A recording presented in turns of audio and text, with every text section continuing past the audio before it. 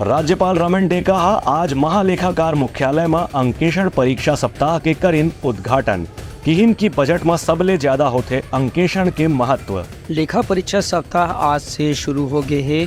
छत्तीसगढ़ महालेखाकार के कार्यालय डाहर ने शुरू करे गए लेखा परीक्षा सप्ताह में राज्यपाल रमण डेका उद्घाटन समारोह में किहिन की लेखा परीक्षण के सबसे ज़्यादा महत्व बजट के संबंध के काम में होते।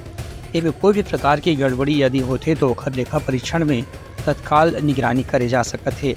राज्यपाल किहिन की मान है महालेखाकार परिषद कार्यालय के जुड़े अधिकारी मन के ये जिम्मेदारी है कि मन हर विभाग के बजट के निगरानी करें और जहाँ कहीं भी कोई गलत प्रकार के खर्चों है या भ्रष्टाचार या गड़बड़ी है उन्हें उजागर करके सरकार की जानकारी में लावें।